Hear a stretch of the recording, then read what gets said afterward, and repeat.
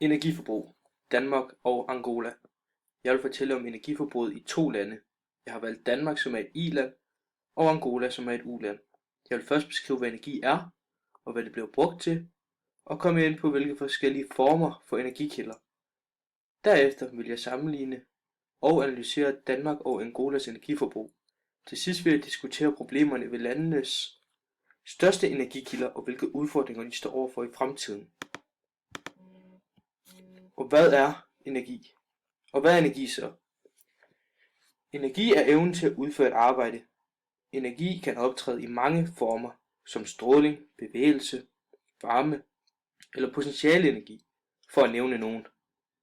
Når energi går fra en form til en anden, bliver der udført et arbejde. Det kan fx være, at man bruger gas til at opvarme ens hus, eller vindenergi til at forsyne huse med elektricitet. Energikilder, altså de to hyppigste former at skabe energi på, det kaldes vedvarende energi og fossile brændsler. Vedvarende energi er en CO2-venlig energikilde. Det vil sige, at vedvarende energi ikke skader vores miljø. Vedvarende energi bruger naturens kraft og omsætter det til energi.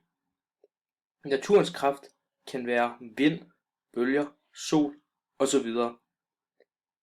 Det vil så også sige, at der er ubegrænset energi. Altså der er så meget, der vil være ubegrænset. Man bliver ved med at gå hen for vinden, og det vil ikke løbe tør. Fossile brændsler er ikke CO2-venligt. Det vil sige, at det er en energikilde, der skader miljøet. Fossile brændsler er ting som olie og kul. Energien fra olie og kul udvindes ved at brænde det af. Fossile brændsler er den mest udbredte måde at udvinde energi på. Og det er fordi, det er det billigste. Fossile brændsler har dog en ulempe, og det er, det kun findes i en afgrænset mængde. Og derfor er det ikke lige så bæredygtigt som vedvarende energi. Hvor får de energi fra? Og hvor får Danmark og Angola så deres energi fra til at danne elektricitet og varme? Hvis jeg starter med at kigge på Angola, så bruger de kun to former for energimetoder. Denne energi bliver dog kun brugt på elektricitet, da de ikke har noget varme. Cirka 50% af deres energiforbrug er olie, og de andre 50% er biobrændsel. Biobrændsel er miljøvenligt, mens olie er skadeligt for miljøet. Angolas energimængde er dog væsentligt mindre end Danmarks. Bare på elektricitet bruger Danmark 3 gange så meget, selvom der lever 4 gange flere mennesker i Angola. Det skyldes den store fattigdom i Angola. Det er også derfor, at de bruger biobrændsel og olie, da det er det billigste for dem. Danmark er et væsentligt rigere land end Angola. Og det kan også ses. Danmark producerer nemlig meget mere energi end Angola gør. Danmark har fx også råd til vedvarende energi, som vindenergi og solenergi, som er meget dyrere end fossile brændsler. Danmarks energi er meget bredt delt ud. Det vil sige, at der udvindes energi fra både kul, olie, gas, bioenergi, vindenergi og solenergi. Danmark bliver dog også nødt til at bruge mere energi, da vi har mere brug for varme, end de har i Angola, da Angola ligger i Afrika og er et meget varmere land. Udvikling af energikilder. Nu vil jeg så fortælle lidt om udviklingen i landene, mens jeg sammenligner dem. Og jeg vil så starte med Danmark. Når man kigger på Danmarks udvikling af energikilder, ses der en positiv tendens. I år 1972, hvor vores energikilde udelukkende bestående af fossile brændsler, hvor ca. 95% var olie, eller som svarer til 18.000 kTOE. I dag er olieforbruget faldet til 5.000 kTOE. Det vil sige 4 gange mindre. Især biobrændsel har været meget stigende. Biobrændsel er miljøvenligt, og derfor er det en positiv fornyelse. Det samlede forbrug er faktisk faldet siden år og 1972, men blot fra 19.000 kToe til 16.000 kToe. Angola. Her har Angola virkelig gennemgået en udvikling. Altså med det der med det samlede antal kToe. De er faktisk gået fra 4.000 kToe i år 1992 til 15.000 kToe i år 2014. Det vil altså sige, at de faktisk tredoblede deres energi.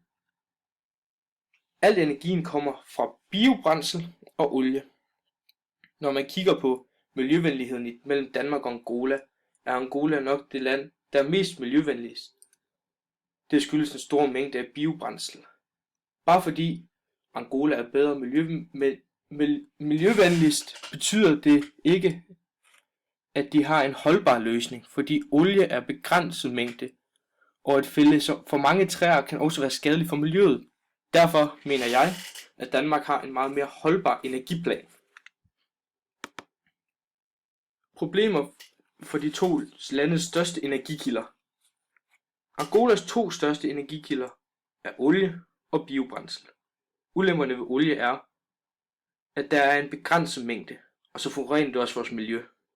Ulemperne ved biobrændsel er, at Angola fælder meget af deres regnskov, som de bruger som energikilde. Denne store fældning har betydet, at der er begyndt at danse ørken, hvor der førhen var regnskov. Dette kan i værste fald betyde, at de til sidst løber tør for skov, og derved vil opstå ørken, som vil være rigtig svært at dyrke på. Derved kan de miste faktisk omkring 40-50% af deres energikilde. Danmarks to største energikilder er kul og olie. Olie vil jeg ikke komme ind på, fordi det har jeg allerede snakket om under Angola. Men kulsulemper er også det samme som olie. Det er, at det forurener, altså det har en høj CO2-udledning, og der er en begrænset mængde af det. Diskussion. Jeg vil starte med at komme ind på Angola, og når man kigger på Angolas energiforbrug med miljøvenlige briller, er det faktisk ganske udmærket. Men problemet er bare, at Angolas energikilder ikke er holdbare i længden, da der er en begrænset mængde olie og biobrændsel. Udelukker biobrændsel, som ødelægger deres natur. Det har også været på tidligere. Derfor ville det helt klart være en fordel for dem med noget vedvarende energi. Problemet er bare, at vedvarende energi er dyrt, og Angola er et meget fattigt land. Derfor er vedvarende energi ikke realistisk for Angola. Og derfor bruger de også så meget olie, da det er det billigste for dem. Hvis man så kigger på Danmark, så Danmark vil det nok være mest oplagt at øge den vedvarende energi og sænke de fossile brændsler som olie.